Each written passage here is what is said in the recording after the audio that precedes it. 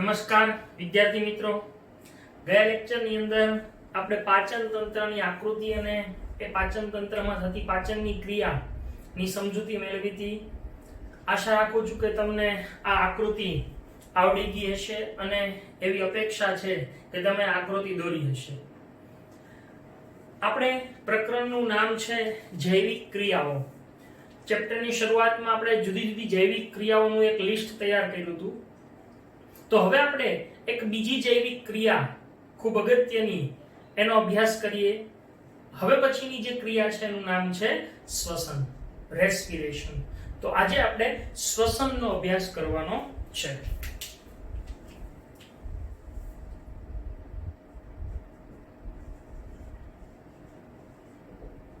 શ્વસન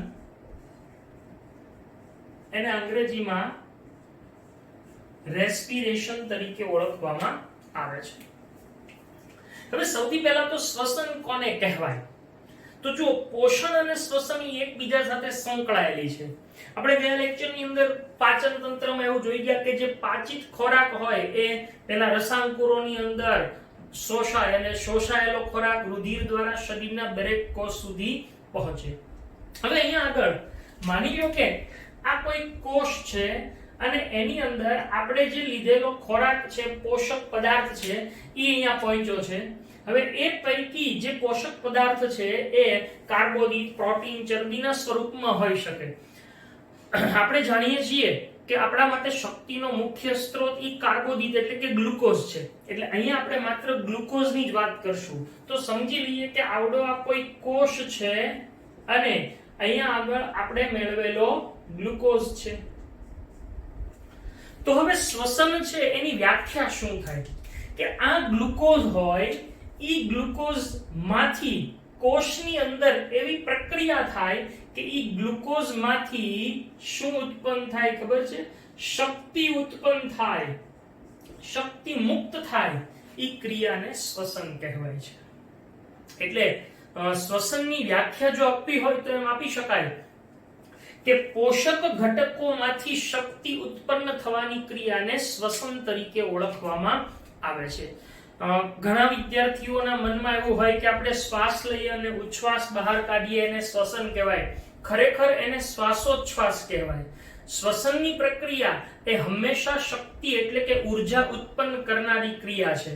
એટલે શ્વસનની વ્યાખ્યા આપણે શું આપશું કે પોષક ઘટકોમાંથી શક્તિ ઉત્પન્ન થવાની ક્રિયાને શ્વસન કહેવાય. હવે આ ક્રિયા, શક્તિ ઉત્પન્ન થવાની ક્રિયા કોની અંદર થાય છે? કોષની અંદર થાય. એટલે એને કોષીય શ્વસન તરીકે પણ આપણે ઓળખી શકીએ છીએ, અથવા તો એને આંતરિક શ્વસન પણ કહેવાય, કારણ કે કોષની અંદર થાય છે.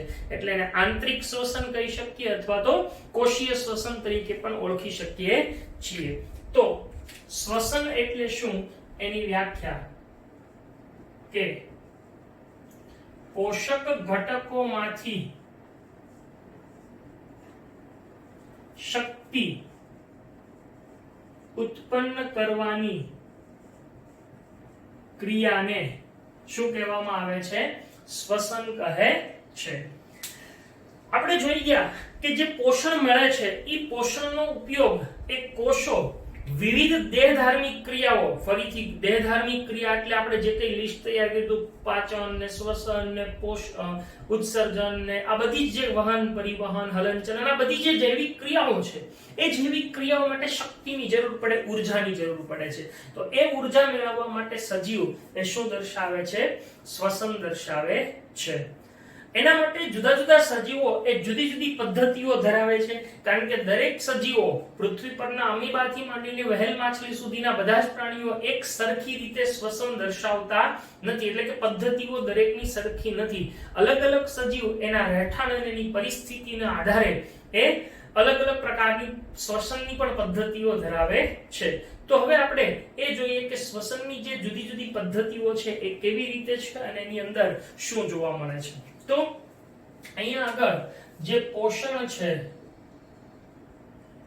એ મુખ્યત્વે શેની માટે થાય? તો કે પોષણ છે એ એનો ઉપયોગ વિવિધ દેહધાર્મિક ક્રિયાઓ માટે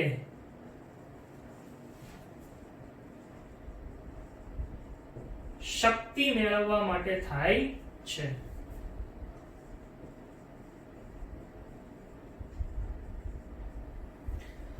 જુદા જુદા સજીવો એ જુદી જુદી પદ્ધતિથી શ્વસન દર્શાવે છે.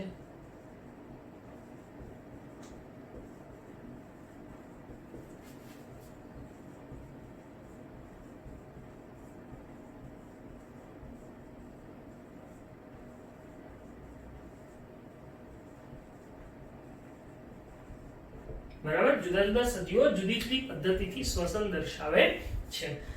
હવે અહીંયા આગળ આપણે જે કીધું કે સજીવો એ ગ્લુકોઝ એટલે કે કાર્બોદિતમાંથી જે શક્તિ મેળવે છે એ પૈકીના કેટલાક સજીવો એ પોતાના આ પ્રક્રિયા માટે ઓક્સિજનનો ઉપયોગ કરે છે. વાતાવરણમાંથી એ ઓક્સિજનને ગ્રહણ કરી અને શું કરે છે, જુઓ કે વાતાવરણમાંથી એ ઓક્સિજનને ગ્રહણ કરે છે અને ગ્રહણ કરી અને આ ગ્લુકોઝ હોય ને એ ગ્લુકોઝનું સંપૂર્ણપણે કાર્બન ડાયોક્સાઇડ અને પાણીમાં રૂપાંતર કરે છે. ફરીથી કહું છું, શું કરે છે કે આ ઓક્સિજન છે એ મેળવી અને ગ્લુકોઝનું કાર્બન ડાયોક્સાઇડ અને પાણીમાં સંપૂર્ણપણે રૂપાંતર કરી અને એમાંથી શક્તિ છૂટી પાડવાની ક્રિયા કરે છે. તો આવી રીતે જે ઓક્સિજનની હાજરીમાં જેવું શ્વસન થાય છે એવા શ્વસનને જારક શ્વસન તરીકે ઓળખવામાં આવે છે, એરોબિક રેસ્પિરેશન તરીકે ઓળખવામાં આવે છે. જ્યારે કેટલાક સજીવો એવા છે કે જેઓ આ માટે બીજો માર્ગ અપનાવે છે, બીજો પરિપથ. ઇટ મીન્સ કે તેઓ એ ઓક્સિજનની હાજરી અથવા તો ઓક્સિજનની માત્રા કે ઓક્સિજનની ગેરહાજરીમાં જ શું કરે છે, પોતે આવો પોષક ઘટકોમાંથી શક્તિ મુક્ત કરવાની ક્રિયા કરે છે. એટલે આમ આને અજારક શ્વસન તરીકે ઓળખાય છે. એટલે આમ સજીવોને મુખ્યત્વે બે ભાગમાં આપણે વહેંચી શકીએ. એક એવા કે જેઓ ઓક્સિજનની હાજરીમાં પોતાનું શ્વસન દર્શાવે જેને જારક શ્વસન કહેવાય, અને બીજા એવા કે જે સજીવો ઓક્સિજનની ગેરહાજરીમાં પોતાની શ્વસન ક્રિયા દર્શાવે જેને અજારક શ્વસન કહેવામાં આવે છે. તો આમ શ્વસનને આપણે મુખ્યત્વે બે પ્રકારોમાં વહેંચીએ છીએ, જારક અને અજારક. તો અહીંયા આપણે જોઈએ કે મુખ્યત્વે શ્વસનના પ્રકારો બે જ છે. એક જારક શ્વસન અને બીજું છે એ અજારક શ્વસન. બરાબર, જારક શ્વસન કોને કહેવાય છે? તો કે આ ક્રિયામાં જે ગ્લુકોઝ હોય એનું સંપૂર્ણપણે કાર્બન ડાયોક્સાઇડ અને પાણીમાં રૂપાંતર થાય અને આ પ્રક્રિયામાં ઓક્સિજનની હાજરી જરૂરી છે. જ્યારે અજારક શ્વસન એવું છે કે જેની અંદર ઓક્સિજનની હાજરી જરૂરી નથી, એટલે કે હોતી નથી. તો હવે આપણે બંને પ્રકારો જારક અને અજારક શ્વસનને ડિટેલમાં સમજવાના છે. એક વસ્તુ યાદ રાખશું કે શ્વસન કોઈ પણ હોય, યાદ રાખજો, શ્વસન કોઈ પણ હોય, પણ દરેક સજીવ એ આ ગ્લુકોઝને સૌપ્રથમ એક ચોક્કસ પદાર્થમાં ફેરવે છે. હવે આપણે અગાઉ પ્રકાશ સંશ્લેષણ ભણ્યા ત્યારે જોઈ ગયા કે ગ્લુકોઝ છે એનું અણુસૂત્ર શું છે? ગ્લુકોઝનું અણુસૂત્ર છે C6H12O6. તો આ કેટલા કાર્બન ધરાવતો પદાર્થ થયો? 6 કાર્બન ધરાવતો ગ્લુકોઝ થયો. સૌપ્રથમ જારક શ્વસન હોય કે અજારક શ્વસન, એ ગ્લુકોઝનું એક પદાર્થમાં રૂપાંતર થાય છે જે પાયરુવેટ તરીકે ઓળખાય છે, જે 3 કાર્બન ધરાવે છે. એટલે આમ જારક શ્વસન હોય કે અજારક શ્વસન, સજીવ સૌપ્રથમ ગ્લુકોઝને પાયરુવેટ નામના પદાર્થમાં ફેરવે છે કે જે 3 કાર્બન ધરાવે છે. એટલે આમ 6 કાર્બન ધરાવતા ગ્લુકોઝનું 3 કાર્બન ધરાવતા પાયરુવેટમાં રૂપાંતર થાય છે. હવે આ પાયરુવેટમાંથી ઓક્સિજનની ઉપયોગિતા અને ઓક્સિજનની ઉપયોગિતા ન થાય એને આધારે જે સજીવો હોય એ શક્તિ ઉત્પન્ન કરવાની ક્રિયા કરે છે. તો આપણે બંનેને વિગતે સમજીએ. સૌથી પહેલા જારક શ્વસનની વાત કરીએ અને પછી આપણે અજારક શ્વસનની વાત કરીએ. તો જારક શ્વસન હોય કે અજારક શ્વસન, આપણે કીધું એમ કે સૌથી પહેલા આ પદાર્થ, આ બંને સજીવો છે એ કોનો ઉપયોગ કરે છે? તો કે ગ્લુકોઝનો ઉપયોગ કરે છે. હવે ગ્લુકોઝ કેટલા કાર્બન ધરાવે છે? તો 6 કાર્બન ધરાવે છે. આ 6 કાર્બન ધરાવતા પદાર્થનું સૌથી પહેલા શેમાં રૂપાંતર થાય છે? તો કે એ સૌથી પહેલા પાયરુવેટમાં રૂપાંતર થાય છે. આ પાયરુવેટ કેટલા કાર્બન ધરાવે છે? 3 કાર્બન ધરાવે છે. અહીંયા બીજી એક વાત મહત્વની છે કે ગ્લુકોઝમાંથી પાયરુવેટમાં રૂપાંતર થવાની ક્રિયા એ કોષની અંદર ક્યાં થાય? તો તમને થોડું હજી ડિટેલમાં લઈ જાઓ કે આ આપણે માની લો કે તમે 9મા ધોરણમાં કોષની રચના ભણી ગયા છો. આ કોષની રચનામાં અહીંયા કોષ કેન્દ્ર હોય, અહીંયા બધી જુદી જુદી અંગિકાઓ આવેલી હોય છે અને એની સિવાયનો જે વિસ્તાર છે આ બધો, એને આપણે શું કહીએ છીએ? તો કે એને આપણે કહીએ છીએ કોષ રસ. હવે તમે એવું ભણી ગયા છો કે એક અંગિકા ચોક્કસ પ્રકારની છે કે જેને કોષનું પાવર હાઉસ અથવા તો શક્તિઘર કહેવાય. એ કઈ અંગિકા? તો તમે કહેશો કણાભ સૂત્ર. તો આપણે એમ કહીએ કે ભાઈ આ માની લો કે એક કણાભ સૂત્ર છે, બરાબર છે. હવે અહીંયા આગળ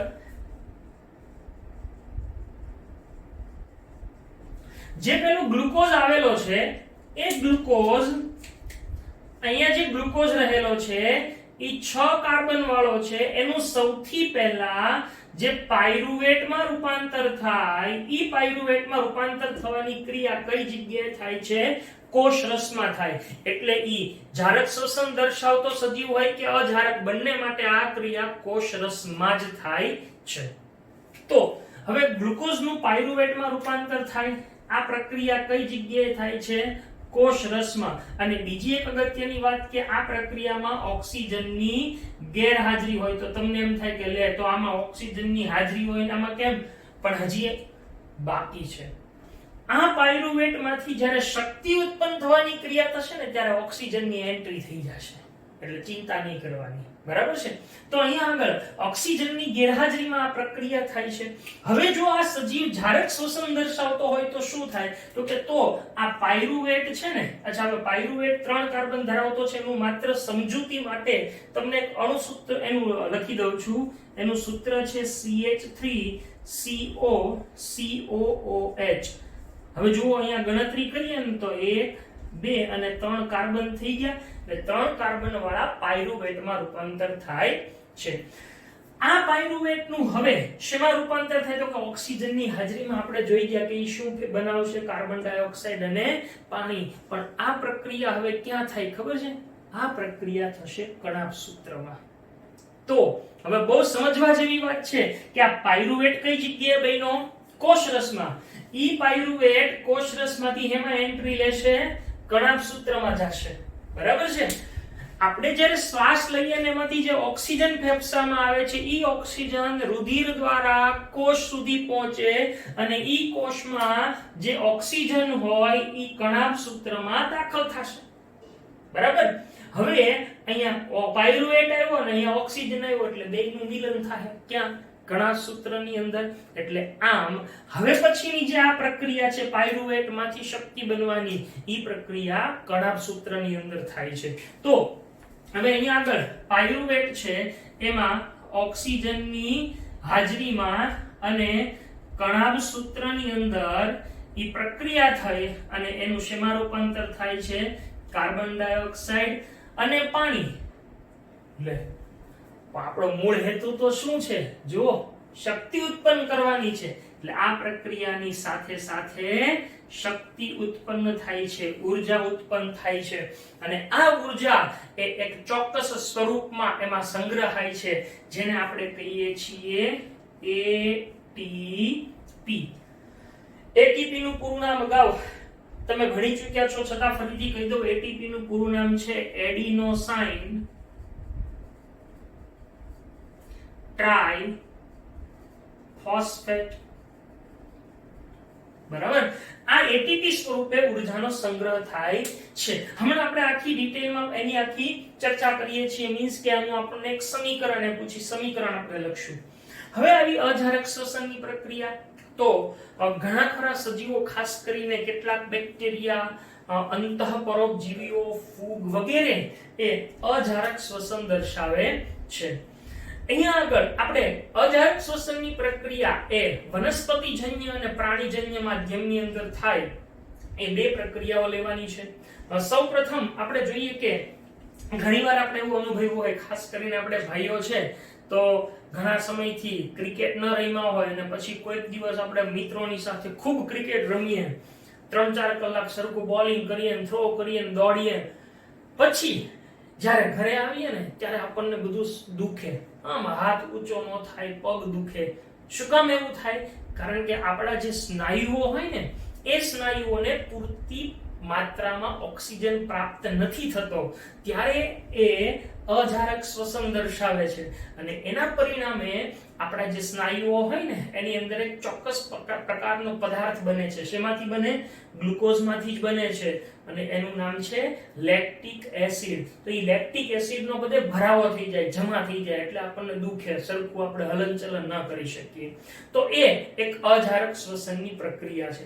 આપણે ઘણીવાર ડુંગર ચડીએ, કેટલા બધા પગથિયા ચડ્યા હોઈએ, પછી આપણને પગને સોજા આવી જાય છે, પગ દુખે છે, તો એ આ લેક્ટિક એસિડ જમા થવાને કારણે થતું હોય છે. તો અહીંયા આગળ અજારક શ્વસનમાં આપણે બે બાબતો સમજવાની છે. સૌથી પહેલી વાત કે જેની અંદર મુખ્યત્વે આ જે અજારક શ્વસન છે એમાં પણ અહીંયા ગ્લુકોઝમાંથી જે પાયરુવેટ બને છે, હવે એ પાયરુવેટની આપણે બે બાબતો ભણવાની છે. બરાબર? પહેલું કે જો એ ક્યાં થતી હોય છે? પ્રાણીઓના સ્નાયુઓમાં થાય, તો પ્રાણીઓના સ્નાયુઓમાં આ પાયરુવેટમાંથી શું બને ખબર છે? Lactic acid. અને હરખું લખજો, લે કીટક નથી, લેક્ટિક છે.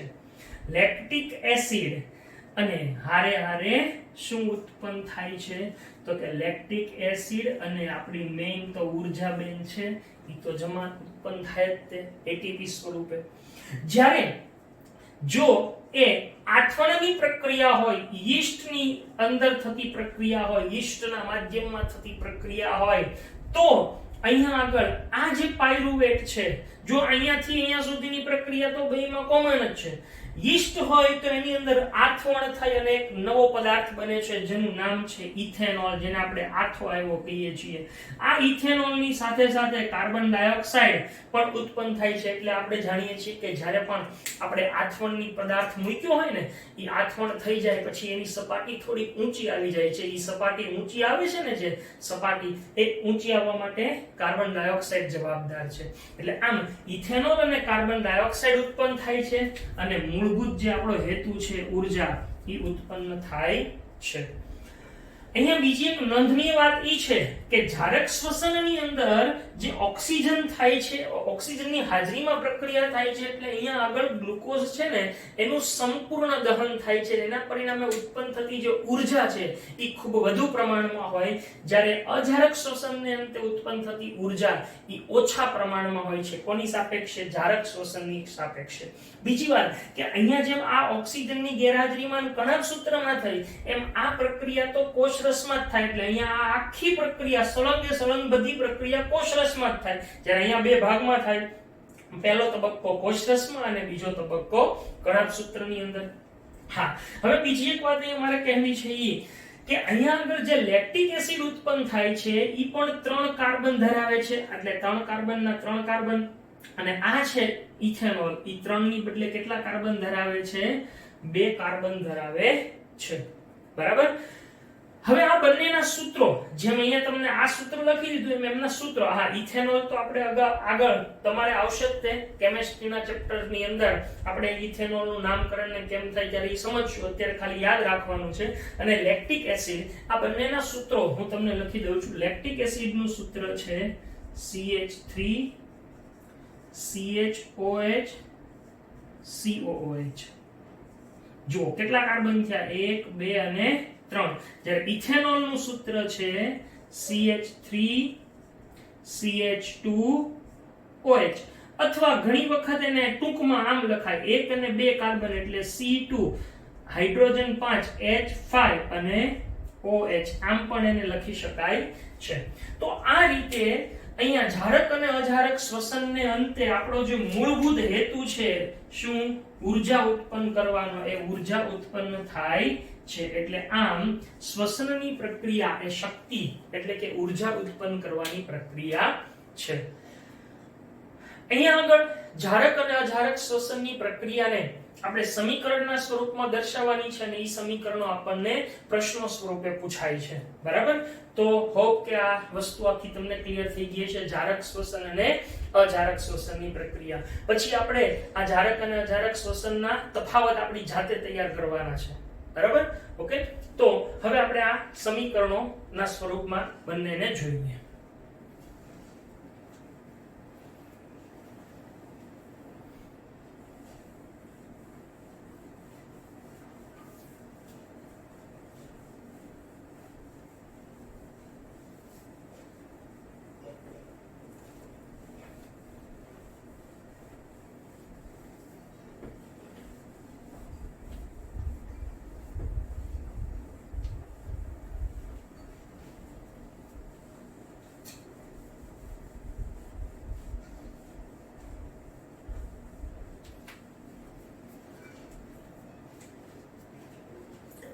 તો આપણે સૌપ્રથમ પદાર્થ લેવાનો છે કયો? ગ્લુકોઝ. આ ગ્લુકોઝનું સૌથી પહેલા શેમાં રૂપાંતર થાય છે? તો પાયરુવેટમાં રૂપાંતર થાય છે. બરાબર છે? અચ્છા, આ ગ્લુકોઝનું પાયરુવેટમાં રૂપાંતર થવાની પ્રક્રિયા કઈ જગ્યાએ થાય છે? તો કે અહીંયા લખશું કોષ રસમાં થાય છે. અને આ પ્રક્રિયામાં શું છે? ઓક્સિજનની ગેરહાજરી. બીજું કે ગ્લુકોઝ છે એ કેટલા કાર્બન ધરાવે છે? 6 કાર્બન. જ્યારે પાયરુવેટ કેટલા કાર્બન ધરાવે છે? 3 કાર્બન. બીજી એક વાત કે ગ્લુકોઝમાંથી પાયરુવેટ બને ને, એ આખી પ્રક્રિયાને એક ચોક્કસ નામથી ઓળખવામાં આવે છે. એ પ્રક્રિયાને કહેવાય છે ગ્લાયકોલિસિસ. બરાબર? એને ગ્લાયકોલિસિસ કહેવાય. ખરેખર આ શબ્દ છે ને એનો અર્થ આવો થાય છે કે ગ્લાયકોસ એટલે સુગર એટલે કે ગ્લુકોઝ અને લિસિસ એટલે છૂટું પડવું. તો ગ્લાયકોલિસિસ એટલે સુગર છૂટી પડે, ગ્લુકોઝ છૂટો પડે, એ પ્રક્રિયાને ગ્લાયકોલિસિસ તરીકે ઓળખવામાં આવે છે.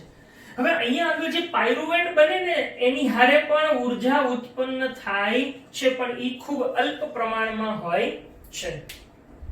હવે આ પાયરુવેટમાંથી આપણે 3 બાબતો જોવાની છે, એક જારક શ્વસન માટે અને 2 અજારક શ્વસન માટે. તો ચાલો સૌથી પહેલા આપણે જારક શ્વસન માટેની વાત કરીએ, પછી આ બંને એક અજારક શ્વસનની વાત કરશું.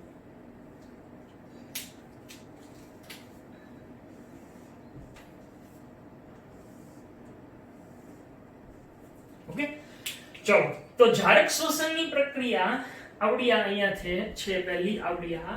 એમાં પાયરુવેટમાંથી શું બને? અંતિમ નિપજ તરીકે શું મળે આપણને? કાર્બન ડાયોક્સાઇડ, પાણી અને ઊર્જા.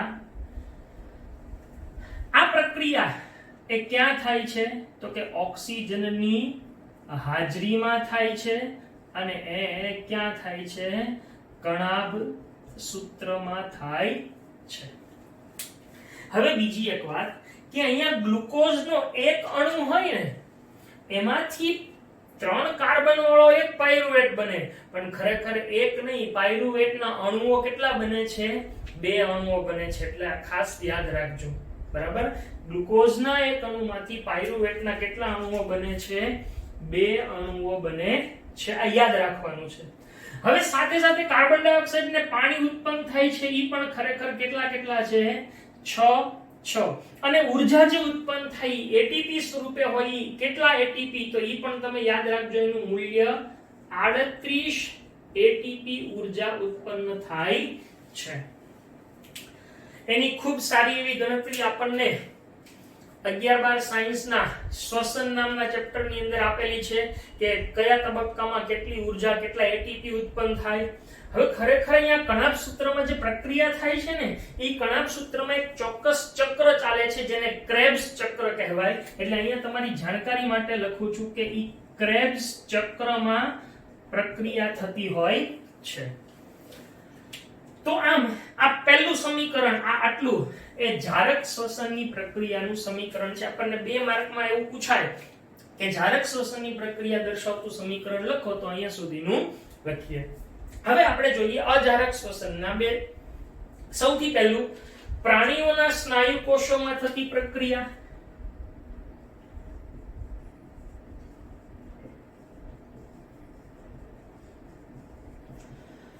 પ્રાણીઓના સ્નાયુમાં જો અજારક શ્વસનની પ્રક્રિયા થાય તો પાયરુવેટમાંથી શું બને છે? તો આપણે જોઈ ગયા કે લેક્ટિક એસિડ અને ઉર્જા ઉત્પન્ન થાય છે. તો અહીંયા આગળ આપણે લખશું લેક્ટિક એસિડ અને ઉર્જા. હવે અહીંયા જે ઉર્જા ઉત્પન્ન થાય છે એ કેટલા એટીપી હોય છે? ફક્ત 2. એટલે ખૂબ ઓછી, જારક શ્વસનની સાપેક્ષમાં ખૂબ જ ઓછી ઉર્જા ઉત્પન્ન થાય છે. બીજી એક વાત કહી દઉં કે 2 પાયરુવેટમાંથી જે લેક્ટિક એસિડ ઉત્પન્ન થાય છે એ પણ કેટલા હોય છે? 2 હોય છે. આ દરેક બાબતો તમે ખાસ સંતુલન માટે યાદ રાખજો. હવે લેક્ટિક એસિડ એ કેટલા કાર્બન ધરાવે છે? 3 કાર્બન ધરાવે છે.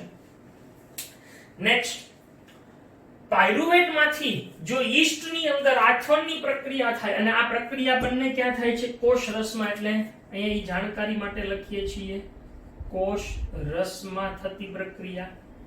અહીંયા પણ આવશે કોષ રસમાં પ્રક્રિયા. અને અહીંયા આગળ આ જે પ્રક્રિયા થાય છે એની વિશેષતા શું છે? તો કે આ પ્રક્રિયા એ ક્યાં થાય છે? યીસ્ટમાં આથવણની પ્રક્રિયાથી શું ઉત્પન્ન થાય છે? તો કે એની અંદર ઉત્પન્ન થાય છે ઇથેનોલ, કાર્બન ડાયોક્સાઇડ અને ઉર્જા. અને એનું મૂલ્ય પણ કેટલું હોય છે? 2 એટીપી. અને અહીંયા ઇથેનોલ અને કાર્બન ડાયોક્સાઇડના પણ 2 અણુઓ હોય છે. હવે ઇથેનોલ એ કેટલા કાર્બન ધરાવે છે? 2 કાર્બન ધરાવે છે. તો આ આખા જે જારક અને અજારક શ્વસનની પ્રક્રિયાના સમીકરણો આપણને પૂછે તો આ રીતે લખી શકાય. જારક શ્વસનનું આ અને અજારકના 2. હવે એમાંય તમને સ્પેસિફાય કરે કે અજારકમાં માત્ર પ્રાણીઓના સ્નાયુમાં થતી કે યીસ્ટમાં થતી, તો આ પ્રક્રિયા આપણે દેવાની હોય છે. અહીંયા આગળ આ બધી જ વસ્તુઓ આપણે સમજ્યા. એના આધારે હવે જો આપણે જારક અને અજારક શ્વસન વચ્ચેનો એક તફાવત તૈયાર કરવો હોય તો એ આપણે એક એક મુદ્દાસર કરતા જઈએ. અહીંયા હું ઇન શોર્ટ ટૂંકમાં લખું છું, બરાબર? એક જારક શ્વસન અને એક અજારક શ્વસન. તો સૌથી પહેલું તો ઓક્સિજનના ઉપયોગને આધારે આપણે કહી શકીએ કે પહેલો મુદ્દો એ ઓક્સિજનનો ઉપયોગ છે. તો જારક શ્વસનમાં ઓક્સિજન હાજર છે, અજારક શ્વસનમાં ઓક્સિજન ગેરહાજર હોય છે. આ પહેલો મુદ્દો થાય. ઓકે, હવે બીજો મુદ્દો આપણે શું કહી શકીએ? તો જુઓ તો અહીં આપણને ડિફરન્શિએટ થાય છે કે આ જારક શ્વસનની પ્રક્રિયા એ કોષરસ અને કણાભ સૂત્ર બંનેમાં થાય છે, જ્યારે અજારક શ્વસનની પ્રક્રિયા ફક્ત કોષરસમાં થાય છે. એટલે બીજો મુદ્દો છે એ જારક શ્વસનની પ્રક્રિયા ક્યાં થાય છે? કોષરસ અને કણાભ સૂત્ર એમ બંનેમાં થાય છે, જ્યારે આ પ્રક્રિયા ફક્ત કોષરસમાં જ થાય છે. ત્રીજો મુદ્દો આપણે લઈએ તો ત્રીજા મુદ્દાની અંદર આપણે એવું કહી શકીએ કે અહીંયા આગળ જારક શ્વસનમાં અંતિમ નિપજ, આવડી આને આપણે અંતિમ નિપજ કહી શકીએ, તરીકે કાર્બન ડાયોક્સાઇડ અને પાણી ઉત્પન્ન થાય છે, જ્યારે અજારક શ્વસનમાં અંતિમ નિપજ તરીકે લેક્ટિક એસિડ અથવા, જો અહીંયા હું શબ્દ બોલું બરાબર યાદ રાખજો, લેક્ટિક એસિડ અથવા ઇથેનોલ અને કાર્બન ડાયોક્સાઇડ ઉત્પન્ન થાય. એટલે ઇથેનોલ અને કાર્બન ડાયોક્સાઇડ સાથે છે અથવા લેક્ટિક એસિડ, એટલે લેક્ટિક એસિડ પ્રાણીઓ માટે અને ઇથેનોલ અને કાર્બન ડાયોક્સાઇડ એ યીસ્ટમાં આથવણની પ્રક્રિયામાં. બરાબર. એટલે આમ આપણે એના પછીનો ત્રીજો મુદ્દો એવો લઈ શકીએ કે જારક શ્વસન છે એમાં અંતિમ નિપજ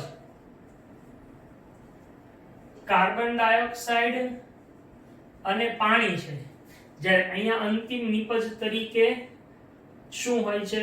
એક તો લેક્ટિક એસિડ અથવા ઓર ઇથેનોલ અને કાર્બન ડાયોક્સાઇડ ઉત્પન્ન થાય છે. ચોથો મુદ્દો ઉડીને આંખે વળગે એવો છે.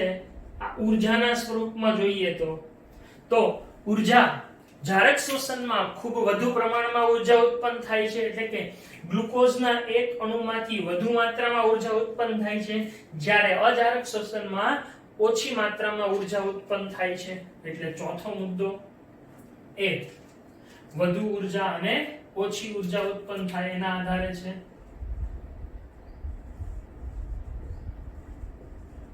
અહીંયા ઓછી.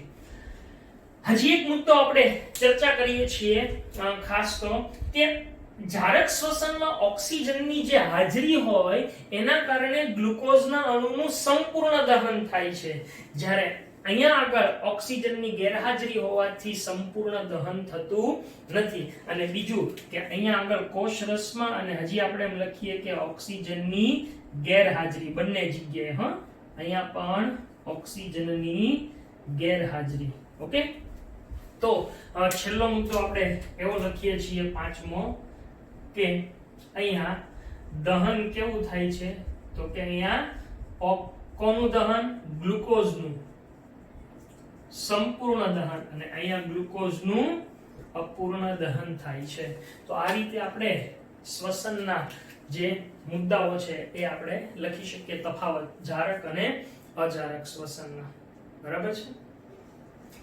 તો શ્વસન એમાં જારક અને અજારક શ્વસન. હજી આગળ આપણે ખૂબ સારી એવી શ્વસનની ચર્ચા કરવાની છે. આપણે અગાઉ ભણી ગયા કે વનસ્પતિમાં શ્વસનની ક્રિયા થાય છે. આપણે એવું અહીંયા જોઈ ગયા કે ભાઈ જે પ્રાણીઓમાં ખાસ કરીને જેઓમાં ઓક્સિજનની હાજરીમાં શ્વસન થાય છે અને ઓક્સિજનની ગેરહાજરીમાં એ બંનેમાં ઊર્જાનો જે સ્ત્રોત છે એ તો એટીપી છે. હવે આ ખરેખર એટીપી કેવી રીતે નિર્માણ પામે છે?